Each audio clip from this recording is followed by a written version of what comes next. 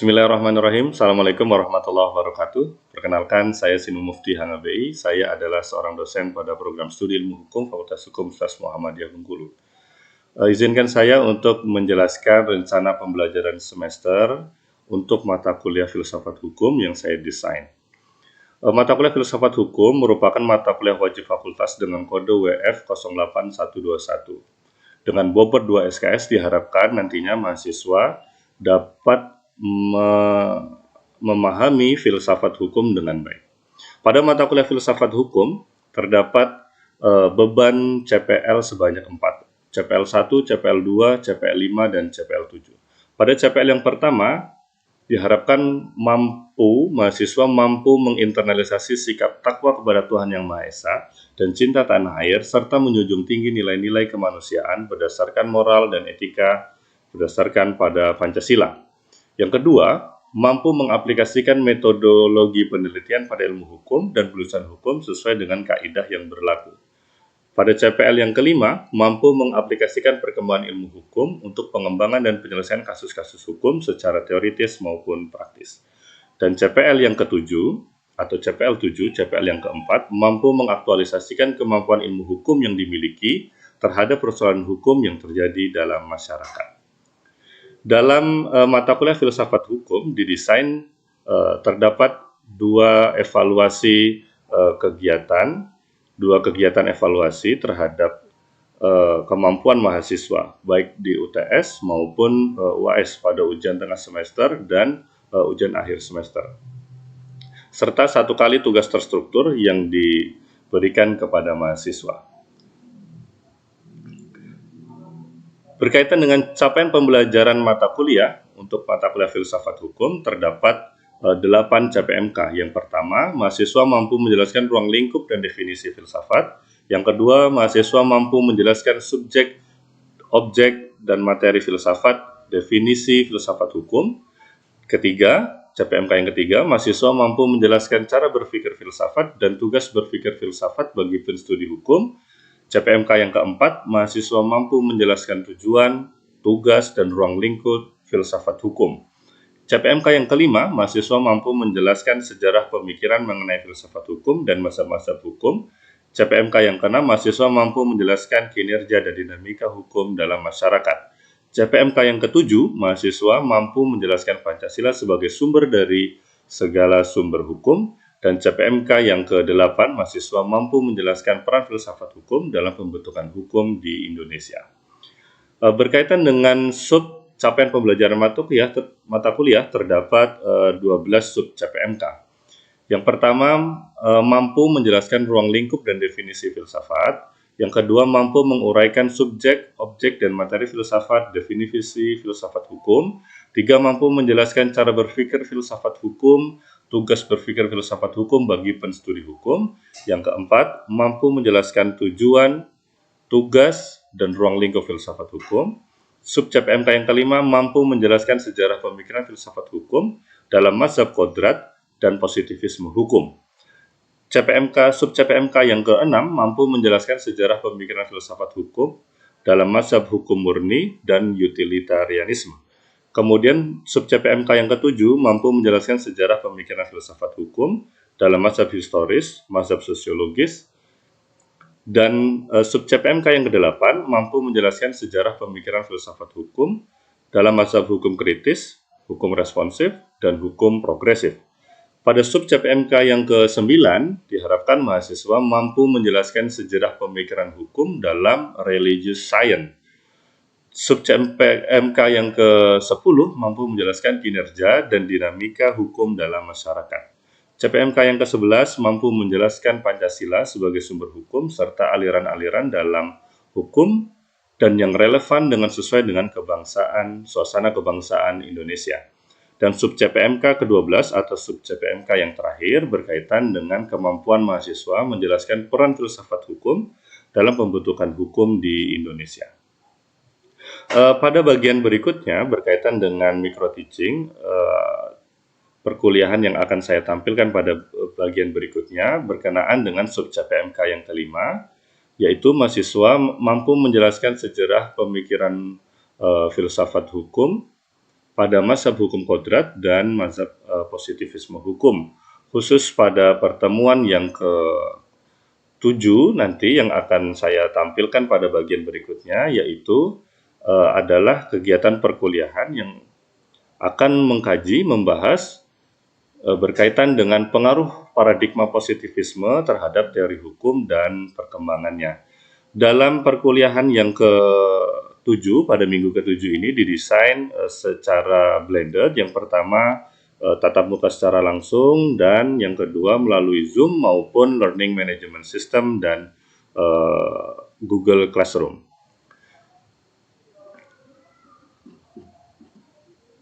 Sekian, terima kasih. Oke, kita mulai ya. Bismillahirrahmanirrahim. Assalamualaikum warahmatullahi wabarakatuh. Alhamdulillahirrahmanirrahim. Waalaikumsalam warahmatullahi wabarakatuh.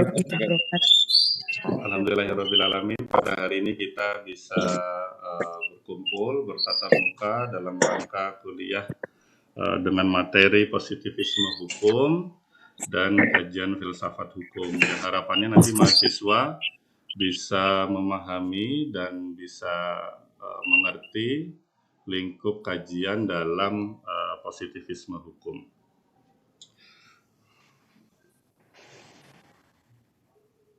Dalam positivisme hukum ada terms atau ada pendapat mengenai positivisme itu. Positivisme berasal dari kata ponere yang berarti meletakkan, kemudian menjadi bentuk pasif disebut dengan positus yang berarti diletakkan. Dengan demikian positivisme itu akan menunjuk pada sebuah sikap atau pemikiran yang meletakkan pandangan dan pendekatannya pada sesuatu hal. Umumnya positivisme bersifat empiris. Jadi pada tataran awalnya positivisme itu sebenarnya empiris. Empiris itu faktual, itu semua bisa dirasakan oleh panca indera. Ada pemikiran bahwa positivisme hukum memandang bahwa yang terutama dalam melihat hukum, dalam ketika Anda akan menilai sebuah hukum, adalah fakta bahwa hukum itu diciptakan. Jadi positivisme itu memandang hukum itu harus diciptakan dan diberlakukan oleh orang-orang tertentu di dalam masyarakat yang mempunyai kewenangan untuk membuat hukum. Jadi intinya dalam studi-studi normatif misalnya positivisme hukum itu berkaitan dengan kewenangan-kewenangan yang dibentuk oleh seseorang atau aturan-aturan yang dibentuk oleh seseorang ketika dia akan menciptakan sebuah ketentuan, sebuah hukum. Jadi sumber dan validitas norma hukum bersumber pada kewenangan tersebut.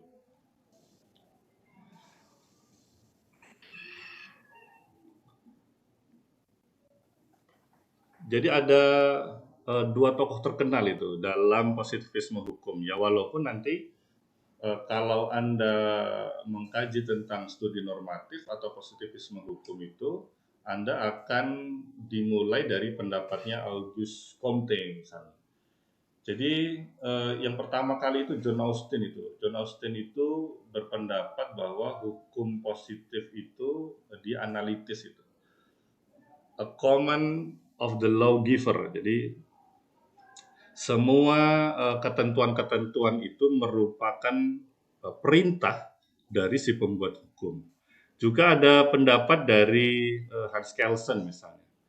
Dari kubunya hukum positif yang sifatnya murni, Hans Kelsen misalnya pernah menyebutkan teori hukum murni. Jadi menurut Hans Kelsen bahwa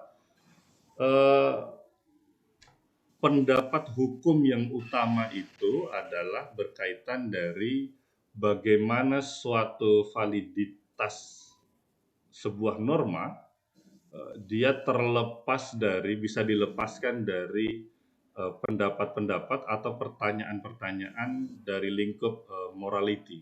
Jadi positivisme hukum itu Selain dari Auguste Comte 1830, dia juga muncul dari pendapatnya John Austin dan Hans Kelsen.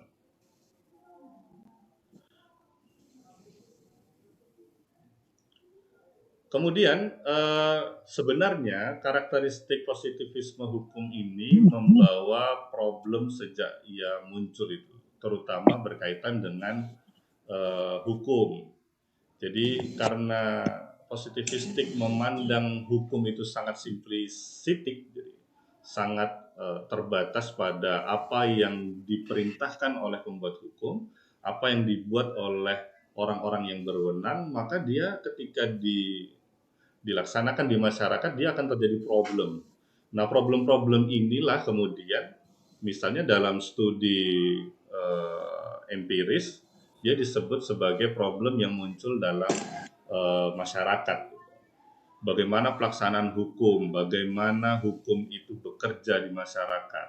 Jadi ada perbedaan antara the solemn dan the sane.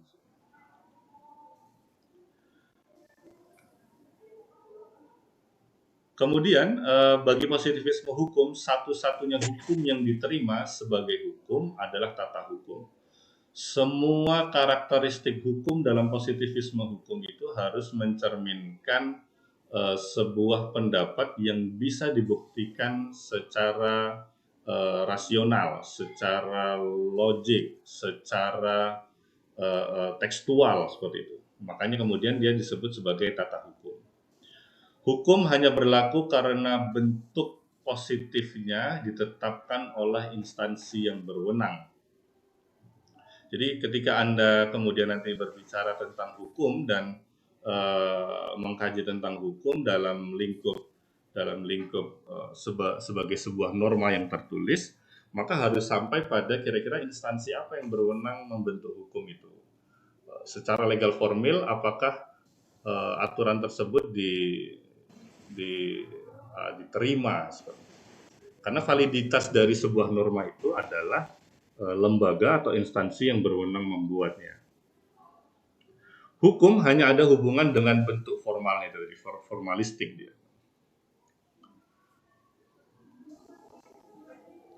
Salah seorang penganut positivisme hukum misalnya berpendapat, Rudolf von Jhering itu mengatakan bahwa hukum adalah alat untuk mencapai tujuan. Ada pendapat hukum misalnya yang terkenal, law is a tool of social engineering.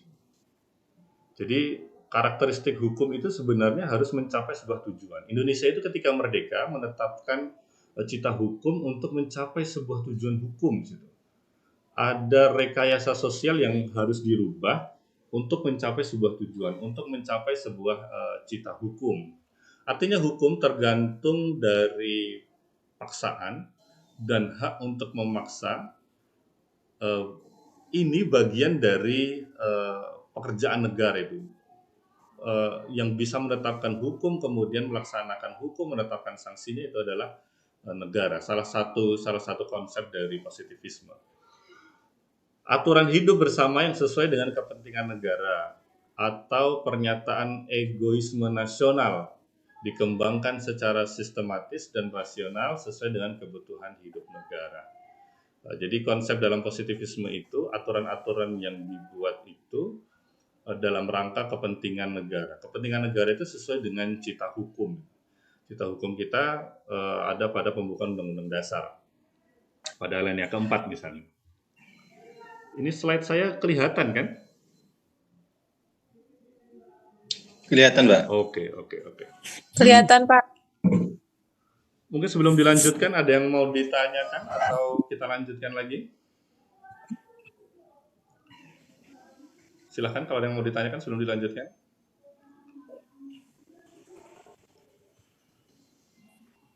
Secara umum positivisme itu lahir didorong oleh perkembangan ilmu-ilmu alam. Jadi kalau dalam filsafat hukum itu ada mazhab hukum alam atau mazhab hukum kodrat itu yang dia memandang bahwa semua ketentuan itu sebenarnya muncul secara alam, itu ditentukan oleh alam itu karena sudah ketentuannya seperti itu. Nah, setelah itu karena dia memandang dalam hukum alam secara empiris, muncullah yang namanya Course de Philosophie Positive, misalnya seperti itu. Pendapatnya Auguste Comte itu. Auguste Comte itu dia bapaknya positivis. Jadi ilmu-ilmu positif itu muncul dari pendapatnya Auguste Comte. Termasuk di dalamnya pendapat-pendapat positivisme hukum.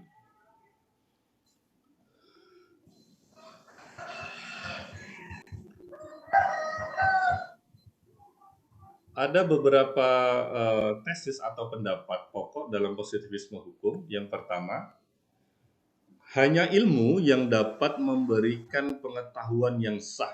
Selain itu, karena dia legal logic atau logical rasional misalnya, selain dari ilmu yang bisa dibuktikan oleh panca indera, dia tidak menganggap sebagai ilmu.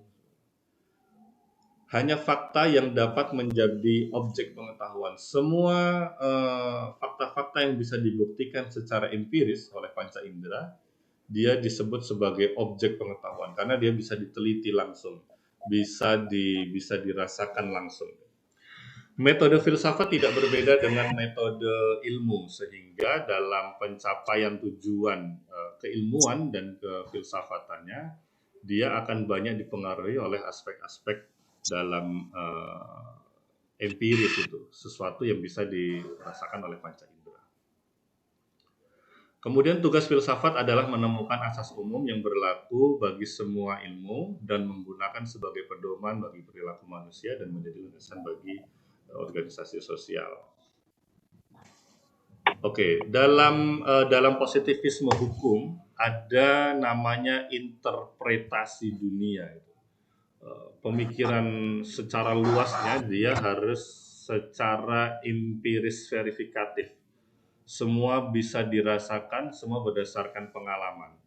Dalam metode-metode riset, empiris itu bisa ditemukan karena kita melakukan observasi atas sebuah pelaksanaan ketentuan peraturan perundang-undangan. Dalam positivisme dia juga berkaitan dengan ilmu-ilmu alam secara luas maksudnya. Misalnya dulu ada teori yang terkenal ketika apel jatuh maka muncullah namanya gravitasi. Gravitasi. Nah, ilmu alam seperti inilah yang memunculkan nalar berpikir manusia yang dia sebenarnya observatif itu bisa dicek secara faktual seperti itu.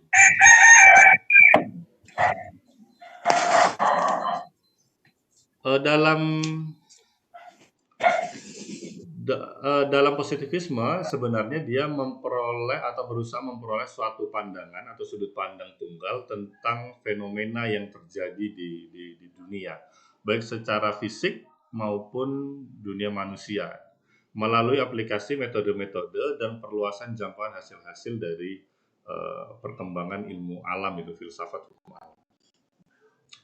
Nah, ini Auguste Comte itu. Positivisme itu berkaitan dengan namanya eksperimental empiris. Jadi ilmu hukum pun menurut Comte dalam kajiannya harus melakukan penelitian empiris atas hasil pengamatan panca indera. Hanya saja dalam perkembangannya kemudian filsafat hukum dalam konteks positivisme ini hanya memandang konteks positivisme dari aturan-aturan yang berlaku. Jadi dia tidak sampai pada bagaimana hukum itu dilaksanakan. Jadi hanya hasil pengamatan panca indera yang berharga sebagai bahan ilmu pengetahuan. Padahal sebenarnya kalau kita mengkaji model-model riset dalam hukum, dalam pengembangan ilmu hukum lainnya, dia akan lebih luas dari sekedar pengamatan panca indera. Oke, ini pendapat Auguste Comte yang terkenal itu. Ada namanya De Driefasen van Outwicking van het Mislik Duncan. Jadi dia membagi tahapan-tahapan proses berpikirnya manusia. Jadi manusia itu ketika dia melakukan sebuah penelitian, melakukan sebuah observasi, melakukan sebuah pencarian, dia akan melaksanakan 3 tahapan itu. Yang pertama, dia akan berada pada fase teologis itu kan, the Dreiephase itu, pembagian fase-fase. Ada fase teologis itu. Manusia itu akan berpendapat secara keimanannya, secara keimanan gitu. Apa yang dia yakini benar akan dia kemukakan sebagai hal yang benar dalam pendapat teologisnya. Kemudian dalam lingkup metafisik gitu. Metafisik itu selain keimanannya, dia akan berpendapat secara umum mengenai sesuatu hal itu, baik yang faktual maupun yang tidak faktual. Nah, pada posisi akhirnya dia akan berpendapat pada positif. Ketika dia akan mengobservasi sesuatu, dia akan menemukan sesuatu hal itu dianggap sebagai kebenaran yang hakiki, kebenaran yang formil, kebenaran secara faktual pada posisi atau pada fase yang terakhir itu, positif. Nah, sebenarnya alur berpikir atau fase berpikir ini yang kemudian berkembang dalam hukum saat ini, seperti itu. Banyak pemikir-pemikir hukum itu yang dipengaruhi oleh metafisik gitu. Juga banyak dipengaruhi oleh teologis. Nanti ada namanya religious science itu. Hukum itu ternyata tidak hanya apa yang tertulis di dalam undang-undang, tidak hanya apa yang tertulis dalam peraturan perundang-undangan. Tapi bisa jadi dia dipengaruhi oleh pemikiran-pemikiran gitu. Di beberapa pendapat misalnya ada namanya hukum profetik. Hukum profetik itu mengembangkan kajian-kajian hukum berdasarkan teologisnya itu. Ada yang mau ditanyakan, silakan.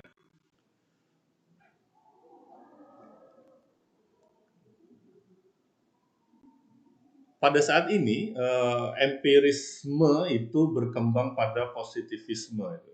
Pada arah modern ataupun postmodern itu, positivisme itu berkembang dengan sangat pesat. Sebenarnya pola-pola pemikiran empirisme itu, faktual tadi itu muncul dari peneliti-peneliti sebelumnya, itu dari pemikir-pemikir Yunani itu. Dia akan merangkai apa yang secara faktual muncul di alam. Kira-kira bagaimana manusia itu bisa hidup sejahtera, tercukupi makannya. Ketika tercukupi makannya artinya harus menanam gandum yang banyak itu misalnya di Yunani. Atau misalnya di Indonesia ya ada lumbung padi yang banyak itu. Bulog itu berasnya sangat melimpah, itu baru bisa disebut orang sejahtera. Tapi ternyata bergeser pada saat ini, orang dianggap sejahtera itu bukan hanya dia cukup sandang, papan, dan pangan, tapi ada aspek-aspek lain yang dianggap primer, misalnya seperti itu. Positivisme hukum kemudian berkembang menjadi positivisme logika. Positivisme logika berkembang menjadi empirisme logika. Dalam aliran positivisme, positivisme membahas filsafat yang dapat diuji secara positif.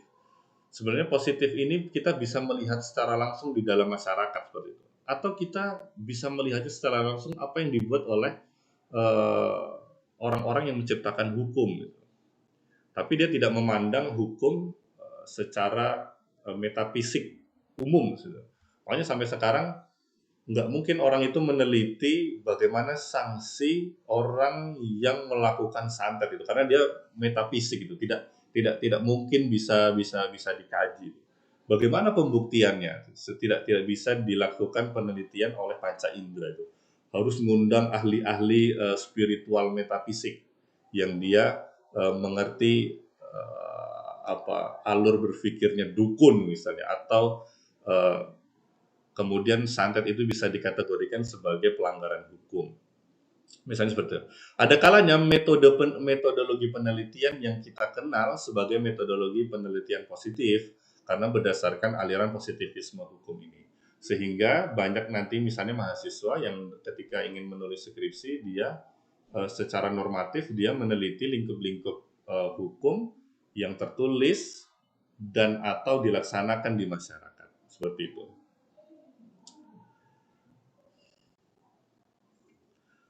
Hukum itu esensi peranata sosial kemanusiaan. Tidak bisa dilepaskan dalam konsep hukum itu untuk manusia. Selanjutnya Anda bisa mengkaji apakah hukum yang Anda teliti nanti, Anda bakal lakukan riset nanti, yang bakal Anda tulis nanti, apakah hukum itu sudah memenuhi esensi kemanusiaan, esensi dari tujuan hukum. Hukum itu diciptakan untuk manusia, seperti itu. Setiap masyarakat mempunyai hukum, ya, yang harus dipahami. Jadi ketika kita berbicara pada ranah hukum positif, maka hukum yang berlaku saat ini di suatu wilayah tertentu, hukum yang berlaku saat ini. Jadi kita harus memandang bahwa apakah hukum yang kita kaji di Indonesia ini, hukum positif Indonesia ini terbatas pada hukum yang tertulis misalnya. Tapi ternyata lebih luas dari itu, hukum-hukum yang muncul melalui hukum adat misalnya seperti itu. Setiap masyarakat mempunyai hukum, eksistensi hukum ada ketika ada komunitas.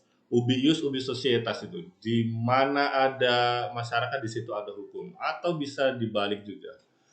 Di mana ada hukum, di situ ada masyarakat. Sehingga keberadaannya bersifat universal.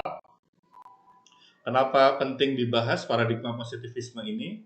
Karena hukum modern saat ini yang banyak digunakan baik di Indonesia maupun di negara lain itu terdogma atau menggunakan paradigma dari positivisme, termasuk di Indonesia, berlandaskan pada paradigma positivisme hukum. Silakan kalau yang mau ditanyakan, ini slide dari saya, kita buka diskusi. Silakan. Kira-kira sudah mempunyai pandangan seperti apa berkaitan dengan positivisme hukum yang nanti ke depannya Anda sudah mulai membayangkan kira-kira ketika penstudi hukum itu, orang yang belajar hukum itu, dia beranggapan bahwa hukum positif itu apa yang tertulis. Ya benar, tapi dalam lingkup yang umum positivisme hukum itu adalah aturan-aturan yang bisa kita kaji, yang bisa kita observasi, yang bisa kita tetapkan sebagai sebuah kajian seperti itu. Silakan kalau yang mau tanyakan.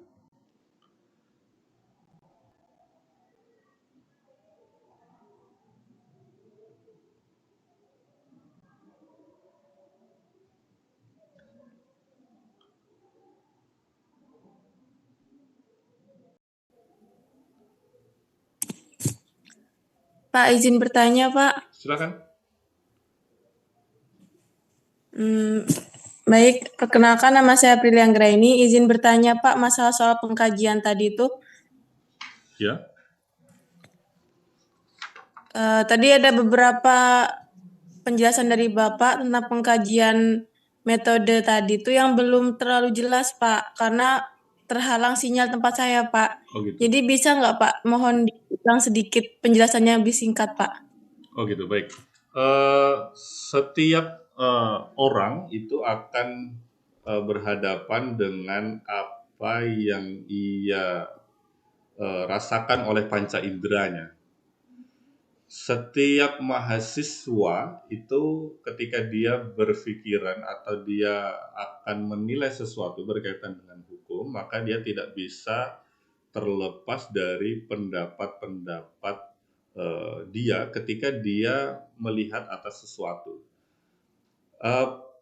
Atau kemudian misalnya seperti ini, ada namanya empiris verifikatif. Mahasiswa yang akan menilai sebuah problem hukum di masyarakat, maka dia harus bisa menemukannya secara faktual, secara empiris itu, apa yang dia rasakan.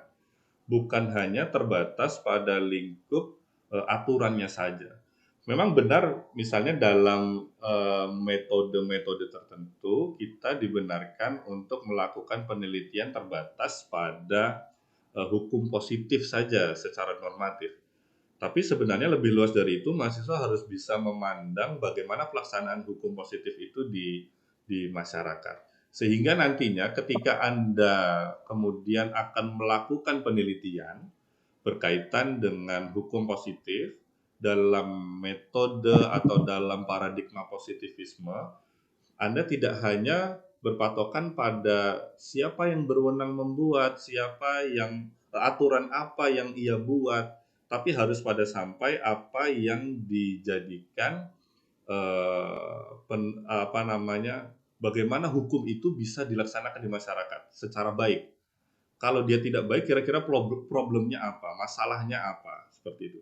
Jadi ketika mahasiswa akan melakukan penelitian, akan melakukan riset, akan mengobservasi sesuatu, dia tidak terbatas pada satu aturan tertentu saja. Tapi harusnya lebih luas dari itu. Harusnya lebih luas itu karena anggapan dari positivisme itu sebenarnya bukan hanya apa yang dituliskan dalam lembaran-lembaran negara. Walaupun dalam konsepnya, dalam teorinya, siapa yang berwenang seperti itu. Tapi harus lebih luas dari itu. Seperti itu. Silakan, ada yang mau ditanyakan? Izin Pak, Ya, izin mau bertanya Pak. terlalu kecil suaranya. Terkait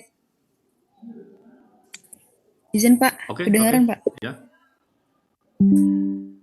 Terkait pemikiran positivisme untuk metode penelitian Pak, apakah ada kelemahan atau sisi lemahnya? Mungkin ada hal-hal yang lain yang mana dengan aliran ini mungkin dapat mengganggu atau sedikit ada kelemahan mungkin Pak dalam ketika kita atau kami nantinya melakukan penelitian di lapangan. Oke, ini di slide saya ini. Sebenarnya problem bawaan positivisme itu, terutama dalam hukum, dia akan cenderung memandang hukum itu simplistik, terbatas, itu sangat terbatas.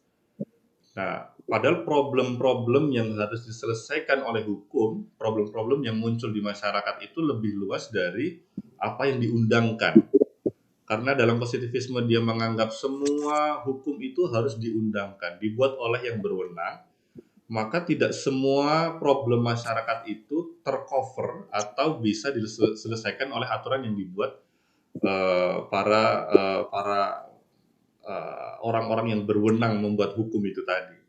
Jadi kadang-kadang ketika mahasiswa melihat sebuah norma yang ada dalam peraturan perundang-undangan, dia akan lupa ada asas-asas hukum juga yang berlaku dalam masyarakat. Ada juga pendapat-pendapat hukum atau aturan-aturan yang berlaku di masyarakat, seperti itu. Jadi ketika Anda nanti memilih normatif misalnya, maka Anda harus siap dengan keterbatasan peraturan perundang-undangan. Ketika Anda memilih empiris secara umum, maka Anda harus siap dengan problem-problem masyarakat yang sangat luas itu tadi. Kurang lebih seperti itu. Silakan.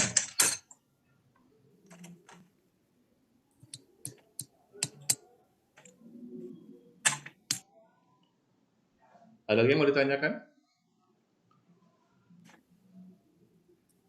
Izin nanya Pak. Ya.